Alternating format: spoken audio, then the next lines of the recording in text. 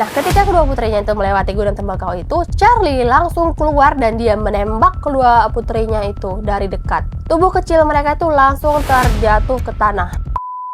Halo semuanya, kembali lagi di channel ini, tempat dimana kita bakal ngebahas kisah-kisah misteri, horor, dan bahkan kriminal yang sangat sulit dijelaskan dengan logika. Hari Natal ataupun malam Natal adalah sesuatu hal yang sangat ditunggu oleh semua orang nih bes. Apalagi untuk seseorang yang merayakan malam Natal, berbahagia, sukacita, dan kumpul sama keluarga. Tapi apa jadinya kalau di hari Natal, malah satu keluarga itu meninggal dunia karena dibunuh oleh orang terdekat mereka sendiri. Jadi, seperti yang kalian lihat di judul, aku bakal ngebahas tentang kisahnya Charlie Lawson. Nah, bes, Charlie ini lahir pada 10 Mei tahun 1886, tepatnya di Lawsonville, North Carolina, Amerika Serikat. Dia dibesarkan oleh kedua orang tuanya bersama kedua kakak laki-lakinya. Jadi si Charlie itu anak bungsu. Di sana mereka tuh hidup di sebuah pedesaan, hidup dengan sederhana, bahkan sejak kecil mereka tuh sudah terbiasa untuk bekerja keras untuk kehidupan mereka sehari-hari. Pada tahun 1911, Charlie ini menikah dengan seorang perempuan bernama Penny Manring. Nah, setelah dia menikah sama Penny, mereka dikaruniai 8 orang anak.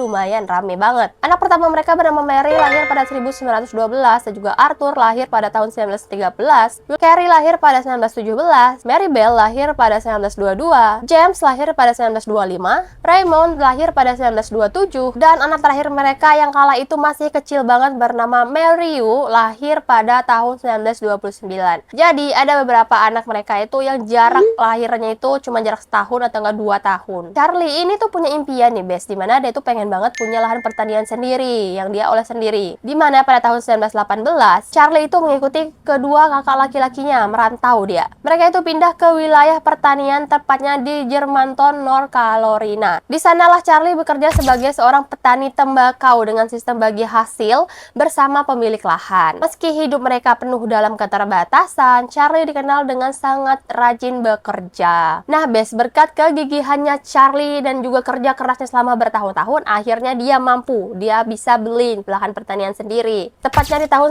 1927. Nah, bagi keluarga Lawson ini, itu adalah sesuatu hal yang pencapaian yang sangat-sangat besar yang mereka impikan sejak lama. Mereka akhirnya memiliki rumah sendiri, terus pertanian sendiri, yang dimana kehidupan mereka itu sejak lama itu sangat kekurangan. Tapi ya, nggak ada yang menyangka, 2 tahun setelahnya, setelah mereka memiliki rumah sendiri, perkebunan sendiri, nah, dimana rumah itu akan menjadi tempat yang sangat mengerikan. Sesuatu yang terjadi nanti nih di keluarga tersebut. Di pagi hari, tepatnya di hari Natal tahun 1929, Charlie tiba-tiba mengajak istrinya dan juga ke-8 anaknya untuk pergi ke kota. Di sana, Charlie ini memberikan seluruh pakaian baru untuk anak-anaknya, dan juga Charlie mengajak berfoto bersama satu keluarga itu. Kala itu, fotonya sangat sederhana, tapi nggak semua orang mampu untuk foto keluarga di tahun itu. Ternyata tanpa mereka sadari bahwa foto tersebut itu akan menjadi foto terakhir keluarga Lawson. Karena emang nih bes ya, pada masa itu kayak beli baju baru, foto keluarga gitu, itu hal yang belum biasa. Apalagi bagi keluarga yang sangat sederhana seperti keluarga mereka. Karena waktu itu biayanya itu sangat mahal dan bahkan jarang dilakukan. Jadi cuma orang-orang kaya ataupun orang-orang tertentu aja gitu. Hingga di hari Natal tahun 1929 nih ya, mulailah tragedi terjadi. Di hari kejadian dimana kedua putrinya si Charlie, yaitu si Carrie dan juga Mary Bell, mereka pamit sama kedua orang tuanya untuk pergi ke rumah bibinya. Nah, rumah bibinya itu emang gak jauh dari rumah mereka. Namun ternyata tanpa mereka sadari, ayah mereka sudah bersembunyi duluan nih, tepatnya di gudang tembakau, dan dimana dia tuh ngebawa shotgun miliknya. Di sana dia menunggu diam sambil menunggu dua putrinya itu berjalan menuju ke tempat tersebut. Nah, ketika kedua putrinya itu melewati gudang tembakau itu, Charlie langsung keluar dan dia menembak kedua putrinya itu dari dekat. Tubuh kecil mereka itu langsung terjatuh ke tanah. Namun setelahnya ternyata Charlie ini belum berhenti. Untuk memastikan kedua putrinya itu sudah meninggal, dia langsung memukul tubuh kedua putrinya itu secara brutal. Ditendang, digampar, dia kayak pak pak pak.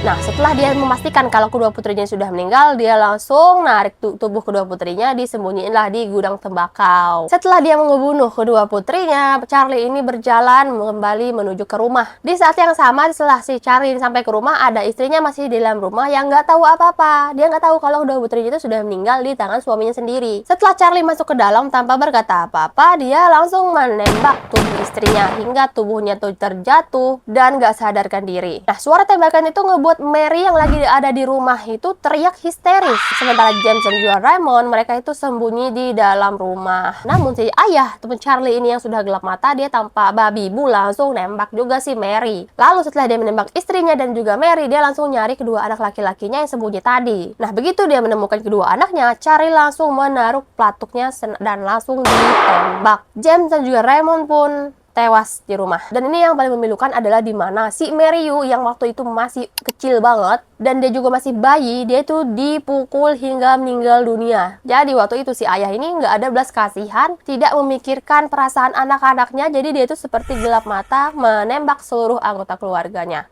Tapi ada satu anak mereka yang waktu itu tuh selamat, namanya Arthur. Nah, waktu itu sebelum kejadian, sang ayah ini menyuruh Arthur untuk pergi ke kota. Di mana ayahnya ini, atau si Charlie, nyuruh Arthur untuk mengantarkan pesanan ke kota. Bahkan sampai sekarang nggak ada yang tahu kenapa si Charlie ataupun ayahnya ini tuh nyuruh Arthur untuk pergi ke kota. Otomatis kan sang ayah ini ingin menyelamatkan Arthur gitu. Nah, sejak saat itu hanya Arthur, anak laki-laki tertuanya, yang selamat. Setelah memastikan seluruh anggota keluarganya, sang ayah atau Charlie ini langsung mengumpulkan seluruh anggota keluarganya. Dicarilah semua anak-anaknya, ditumpukin di dalam satu rumah. Anaknya yang dua cewek tadi itu langsung ditariknya ke dalam rumah, dikumpulkannya satu-satu. Lalu dia menyusun dan mengumpulkan semuanya dengan keadaan tangan mereka sudah di dada. Jadi kayak emang udah orang sudah meninggal. Dan yang paling menyeramkan adalah di mana Charlie ini mengambil batu, di mana batu ini bakal diletakkan di kepala anak-anak mereka dan juga istrinya. Seolah-olah batu ini adalah sebagai bantal mereka. Bahkan tindakan aneh ini yang kayak nggak masuk akal. Kenapa? Apa motifnya Charlie kayak naruh batu sebagai bantal gitu. Namun setelah semuanya selesai, Charlie ini akhirnya dia kabur ke dalam hutan, dan di dalam hutan dia menembak dirinya sendiri. Waktu itu para tetangga yang mendengar suara tembakan, mereka semua pada datang ke rumah. Dan di rumah Lawson ini mereka menemukan seluruh anggota keluarga sudah meninggal dunia dengan keadaan tangan di dada dan juga kepala mereka ada bantal, yaitu bantal batu. Nah, setelah warga itu menemukan keluarga yang sudah meninggal dunia, mereka mencari sang ayah. Sang ayah ini nggak ditemukan juga. Dan juga pihak tetangga yang menemukan keluarga ini sudah tidak bernyawa, mereka menelpon pihak polisi. Nggak lama kemudian pihak polisi datang. Setelah mereka mencari, mereka tidak menemukan Arthur dan juga sang ayah. Nggak lama kemudian nih, setelah polisi dan juga pihak tetangga itu sudah berkumpul di rumah si Lawson, mereka mendengar lagi itu tembakan di hutan. Itu si ayah tadi yang bunuh diri di hutan itu. Setelah mendengar suara tembakan itu, mereka langsung lari ke hutan. Di sanalah mereka menemukan ternyata si Charlie sudah tergeletak di tanah bersama shotgun miliknya. Namun anehnya nih Bes, di sekitar tubuhnya Charlie ini terdapat banyak banget jejak kaki. Seolah-olah sebelum dia menghilangkan nyawanya sendiri, dia itu seperti mondar-mandir sendirian di antara pepohonan beberapa waktu sebelum dia meninggal. Bahkan di dekat tubuhnya ditemukanlah sebuah surat yang ditujukan untuk kedua orang tuanya. Namun isinya surat itu tuh nggak tahu. Pertanyaan besar waktu itu, kenapa sih kok Charlie ini tega banget menghilangkan seluruh anggota keluarganya? Dan kenapa dia itu malah menyelamatkan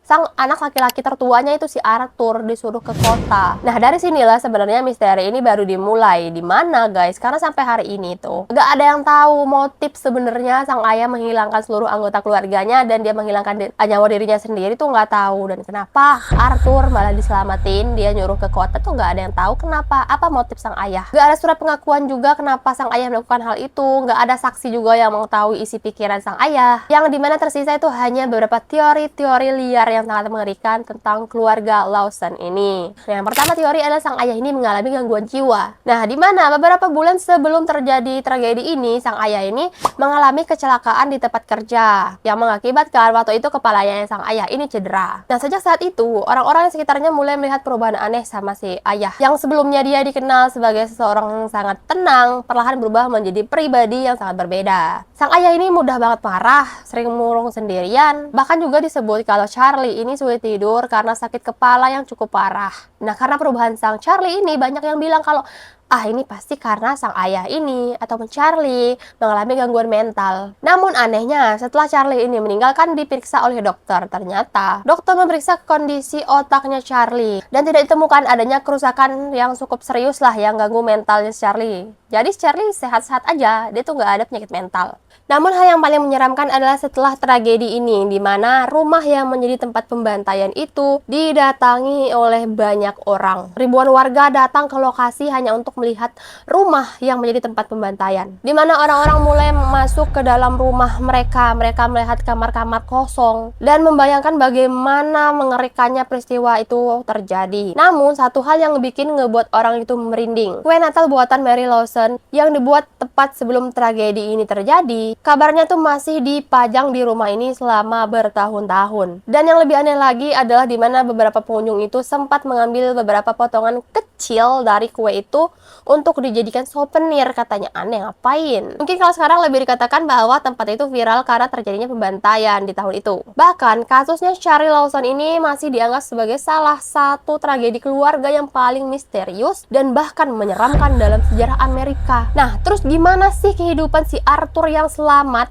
Dia mengetahui seluruh anggota keluarganya itu sudah meninggal. Di mana di tengah pembantaian yang terjadi kala itu guys, hanya ada satu anggota keluarga mereka yang selamat, yaitu Arthur. Karena memang di hari kejadian itu Arthur ini memang tidak di rumah. Dia disuruh ayahnya untuk pergi ke kota untuk mengantarkan pesanan dan juga membeli sesuatu. Karena itulah Arthur ini lolos dari tragedi yang menewaskan seluruh anggota keluarganya. Namun nih bes ya, keselamatan itu justru menjadi beban besar yang ditanggung dia seumur hidup. Bayangkan dalam satu hari saja yang tadinya keluarganya itu baik-baik saja, Arthur ini harus kehilangan seluruh anggota keluarganya. Nah, setelah kejadian tersebut, kehidupan Arthur ini tuh berubah total. Namanya itu terus dikaitkan dengan tragedi Lawson Family yang jadi terkenal di seluruh Amerika. Bahkan waktu itu banyak banget wartawan dan juga orang asing terus berdatangan ingin mengetahui cerita keluarganya. Namun Arthur ini akhirnya bisa move on dari hal itu, dimana dia itu beberapa tahun setelah kejadian, Arthur membuka sebuah pom bensin kecil dan juga restoran di dekat lokasi rumah keluarganya. Di tempat itu ia bahkan menjual foto keluarga Lawson kepada pengunjung yang datang karena penasaran dengan tragedi yang terjadi. Aduh, sedih banget ya, gimana jadi Arthur. Bahkan banyak orang yang merasa kalau itu tindakannya dia itu aneh dan juga sangat menyeramkan. Gimana nggak aneh dan menyeramkan? Dimana ada foto keluarganya yang dikaitkan dengan penghilangan nyawa seluruh anggota keluarga waktu itu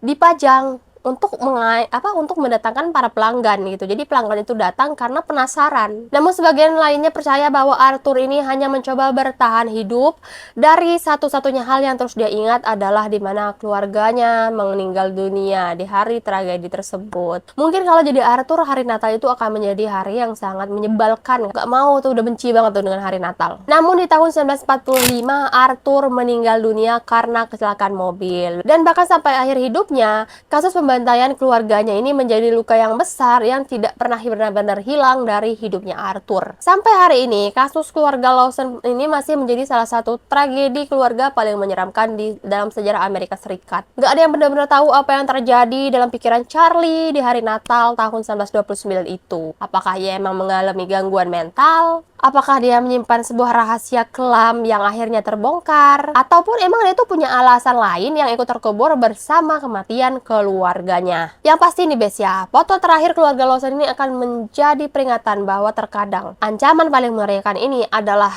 bukan datang dari orang lain, melainkan dari keluarga terdekat sendiri. Nah bes, menurut kalian gimana nih? Apakah kalian punya teori lain nih tentang kasus keluarga Lawson? Ataukah kalian punya pendapat lain? Boleh tuliskan di kolom komentar di bawah. Nah bes, itu dia kasus yang paling mengerikan yang terjadi di Amerika Serikat, tepatnya di hari Natal yang harusnya menjadi hari yang sangat membahagiakan, kumpul keluarga, makan bersama, tapi malah menjadi hari pembantaian. Nah guys, terima kasih buat kalian sudah nonton video ini sampai akhir, dan kalau misalnya kalian suka bisa klik like, komen, dan juga subscribe-nya di bawah, dan jangan lupa nyalakan lonceng notifikasinya agar kalian tidak ketinggalan dengan cerita-cerita yang bakal aku upload nantinya. Dan see you di next video, bye bye.